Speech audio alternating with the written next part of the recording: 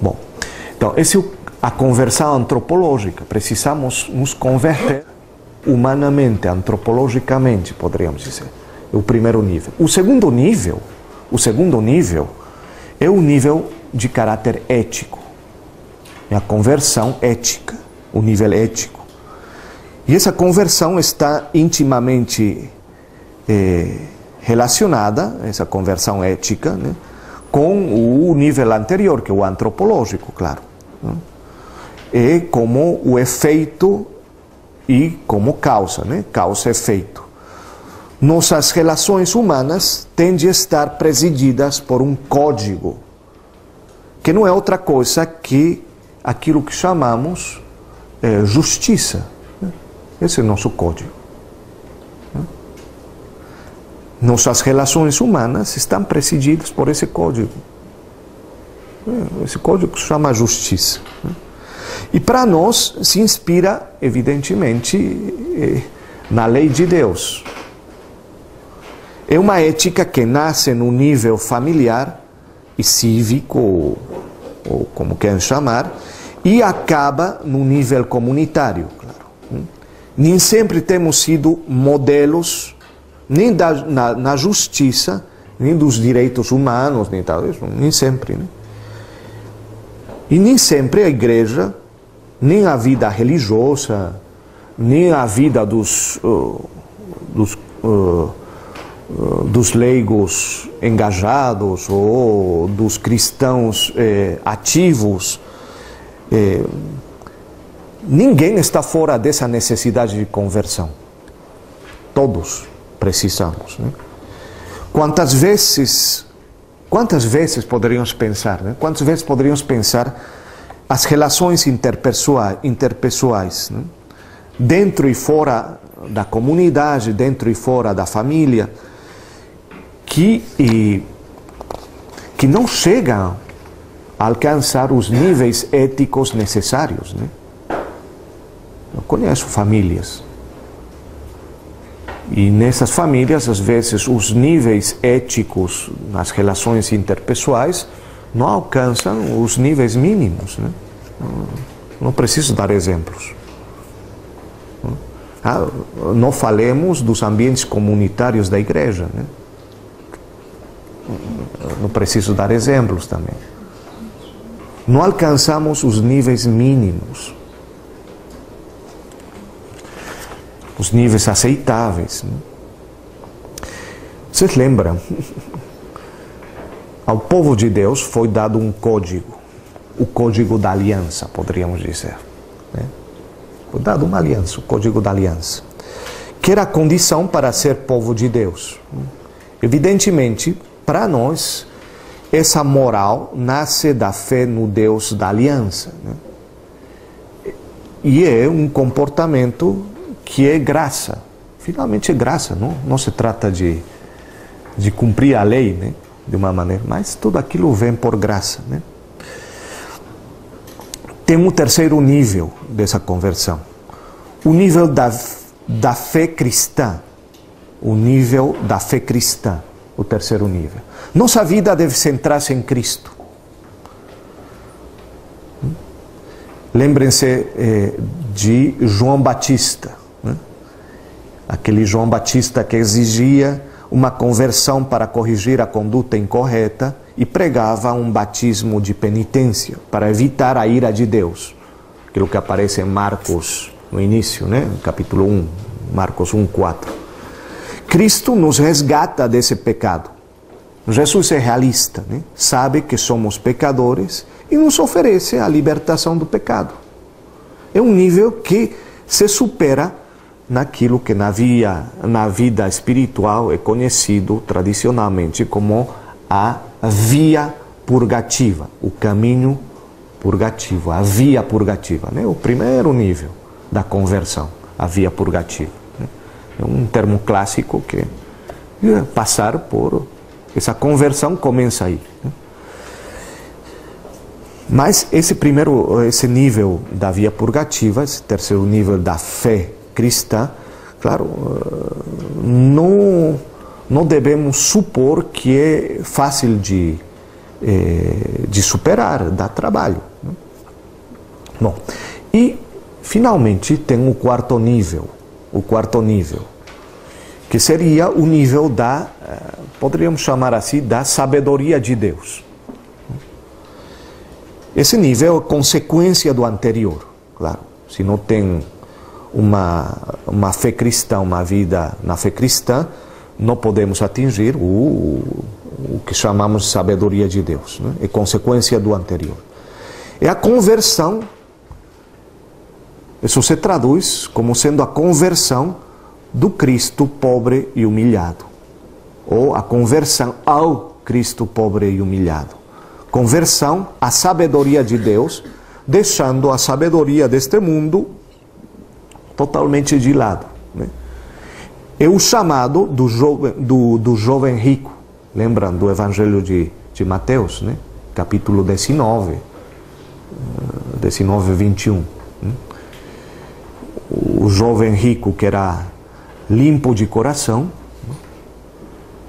Jesus olhou para ele com amor, mas isso não foi o suficiente, o bastante. Faltava deixar tudo para segui-lo, para revestir-se de seus sentimentos, para tomar a cruz de cada dia, etc. Né? É o caminho, no fundo, este nível, é o caminho da identificação total com Cristo, de forma que pode se dizer, como Paulo, né? Para mim a vida é Cristo. Para mim a vida é Cristo. Filipenses 1, 21. Para mim a vida é Cristo. Neste nível de conversão, entra a conversão à construção do reino. Nos convertemos à construção do reino, que não é um simples trabalhar pelo bem dos demais, né? Que não é apenas isso, mas é muito mais. Bom, então, a partir de outro ponto de vista, a gente teria que olhar um pouco, isso vamos fazer quando voltemos, depois do descanso, teríamos que ver um pouquinho como a estrutura da pessoa, que acabamos de falar, né? E essa conversão da pessoa depende de um ato de vontade. E vamos ver como estão conectadas os elementos que a gente estava falando antes, né?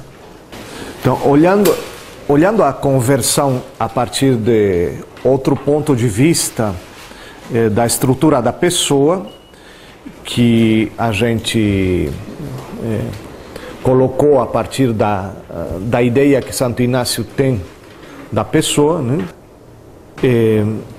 A conversão da pessoa depende certamente de um ato da sua vontade.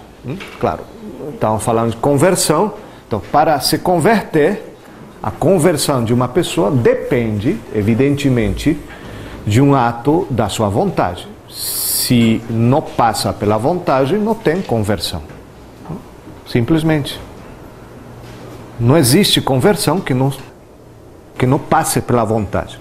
Então, converter-se do querer ao não querer o pecado, percebe? Converter-se do querer ao não querer o pecado, tem que passar pela vontade. Precisa passar pela vontade. E o mesmo com relação a qualquer outra decisão que implique a mudança da pessoa e que chamamos de conversão. Qualquer outra decisão que implique uma mudança na pessoa deve passar pela vontade, senão não seria possível. Mas neste ato da conversão, neste ato da vontade, neste ato da conversão, a vontade funciona como aquele mecanismo que a gente viu anteriormente, né? E para conseguir uma conversão que dê garantias de solidez e de duração, é indispensável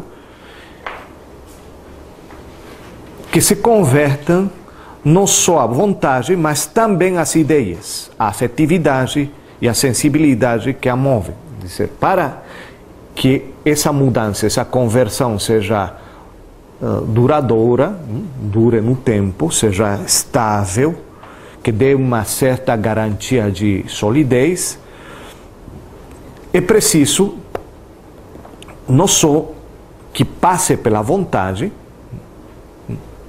mas deve passar também pelas ideias, pela afetividade e pela sensibilidade. Qualquer conversa, qualquer ato deve passar, não apenas pela vontade, claro. O primeiro é a vontade, mas ao mesmo tempo deve se converter também nesses níveis, né? E este processo não é coisa nem fácil, nem uma coisa que dura pouco tempo, nem curta.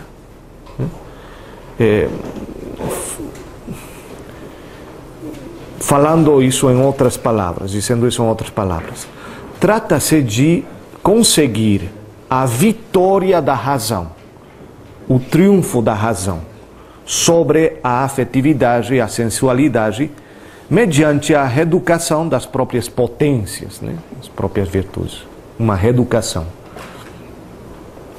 Então, em primeiro lugar, o entendimento. Quando eu falo em potências, né, estou falando nesse sentido, né? Em primeiro lugar, o entendimento que deve realizar. Qual é a tarefa? O entendimento terá que mudar seus juízos de valor sobre as coisas e pessoas em que se apoiam seus sentimentos. Mudar seus juízos de valor sobre as coisas e pessoas em que se apoiam seus sentimentos. E aí tem toda uma gama, um leque de valores evangélicos que tem que aprender e assimilar. A lógica do Evangelho não é a mesma que a de Aristóteles, claro. A lógica do Evangelho, evidentemente, não é a mesma que a lógica de Aristóteles. Isso sabemos, né? Então, é evidente que para a conversão tem que ir adquirindo todo um sistema mental novo. Ideias novas que vão sustentando a nova personalidade, que quer aos poucos ir se formando ou se convertendo, né? Os cursos não podem ser somente de informação, os cursos, as vias não podem ser somente de informação, né? Eles têm que ir procurando ajudar a mudar a maneira de pensar.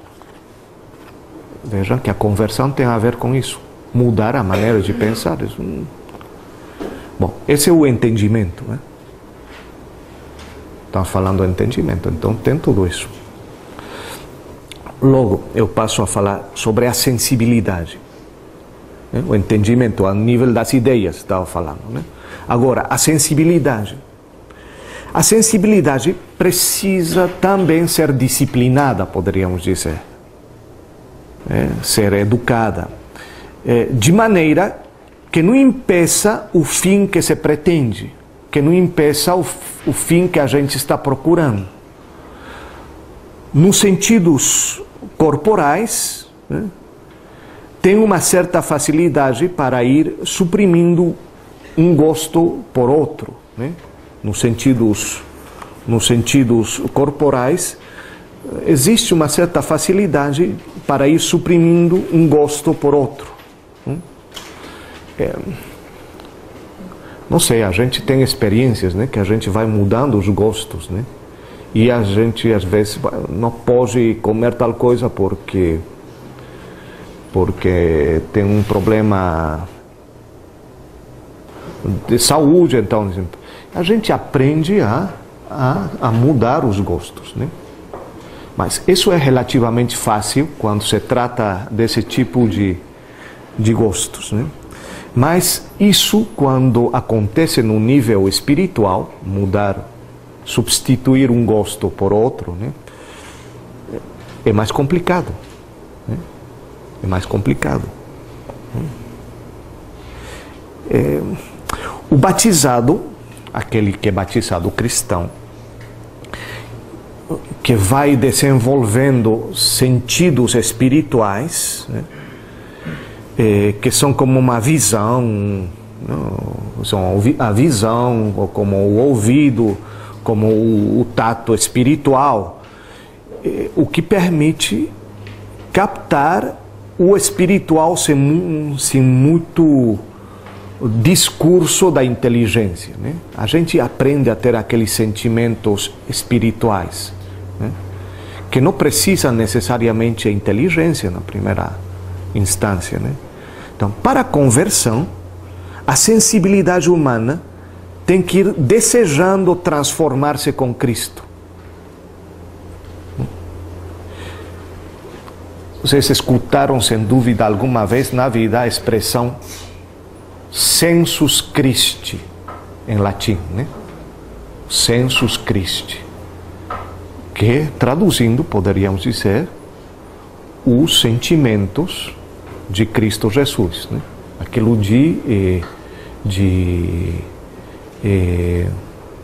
ou ter o faro de Cristo, né? Também poderíamos dizer, a gente tem. Tende em vós os sentimentos de Cristo Jesus, né?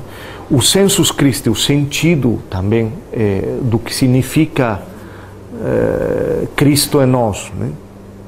Então, esse sensus Christi, de que falava o padre Pedro Arrupe, né? Ele gostava muito de usar essa expressão, o sensus Christi, né? Uma pessoa sem o sensus Christi está faltando algo, não é um cristão a caminho, né? Então, qual é a diferença fundamental muitas vezes? São pessoas ótimas, nossos amigos e os conhecidos e muita gente com os quais nos encontramos, né? Mas que a gente diz, está faltando alguma coisa. Por quê? Porque não tem esse sensus Christi. Ou mesmo, muitas pessoas, até poderíamos dizer, pessoas eclesiásticas, né? Excelente em muitas coisas, mas falta o sensus Christi, né? Porque você vê, se manifesta. Então, não são coisas muito complicadas, mas é algo, tem algo que a gente sente, né? Então, uma conversão sem se converter ou sem converter a sensibilidade fina fica manca. Uma conversão, pode ter conversão e muitas coisas mudam, né? Mas uma conversão que não atinja essa camada mais fina, ou uma conversão sem converter a sensibilidade, fica sem dúvida manca. Uma conversão que não atinja a sensibilidade, falta algo. Bom, então temos o entendimento, as ideias, né? A sensibilidade, né? Os afetos, a sensibilidade, perdão, agora, né? E agora, claro, aparece o terceiro elemento, que é o amor. O amor, a afetividade. Então, quando pensamos na afetividade, a afetividade terá também que despojar-se dos afetos e tendências desordenadas. A própria afetividade terá que despojar-se dos afetos e tendências desordenadas. Terá que despojar-se de muitas motivações que nascem do egoísmo. Criar novos afetos para ir suprindo aqueles que precisam ser extirpados, né? Criar novos afetos para ir suprindo aqueles que precisam ser extirpados, né? Colocar-se na árdua tarefa de ordenar aqueles afetos que devem manter-se, que devem conservar-se, mas de uma maneira ordenada. Aí está o desafio. São afetos legítimos, evidentemente, o afeto à família. É um afeto legítimo. É um afeto legítimo o afeto à pátria, o afeto à terrinha da gente, né? É legítimo esse afeto. Sem afetos não poderíamos viver. Não podemos viver. Mas é bom levar em conta, ter em conta, que é na afetividade onde temos maior facilidade para o desordem ou o autoengano. É nesse nível da afetividade que a gente tem muita possibilidade de cair no desordem e no autoengano, né? E uma das finalidades do discernimento é precisamente o descobrimento dos afetos desordenados, o que nos fala Santo Inácio nos exercícios, né? Descobrimento dos afetos desordenados.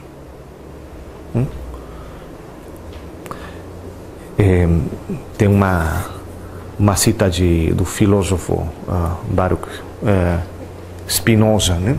Que diz: uma paixão só se arranca pondo em seu lugar outra maior, né? Pondo em seu lugar outra maior. Então, veja, isso é muito, muito comum, porque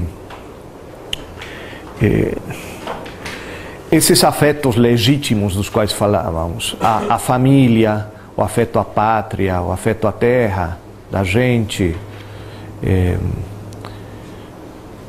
são legítimos, mas quando eles se tornam desordenados, é o problema. Então, quando a família,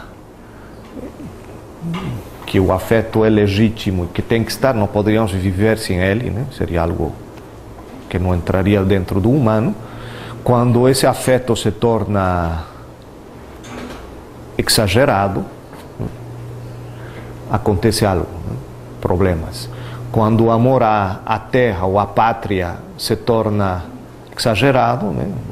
Não somente seria o patriotismo, mas um exagero do patriotismo, né? Então a gente pode começar a entrar nos campos equivocados, né? Você vai achar que nossa pátria é a melhor do mundo, né? Tem algumas nações, né, que acham que são os melhores do mundo, né? Não é o caso do Brasil, né? Não é o caso do Brasil. Mas é o caso de alguns países que eu conheço por aí. Eles dizem não, fora de nós não. Um amor exagerado, e bom, aí começa. Ou esse amor exagerado à família, né? Onde desaparece toda objetividade, né? Minha filha, meu filho, então tudo cai, né? Tudo cai.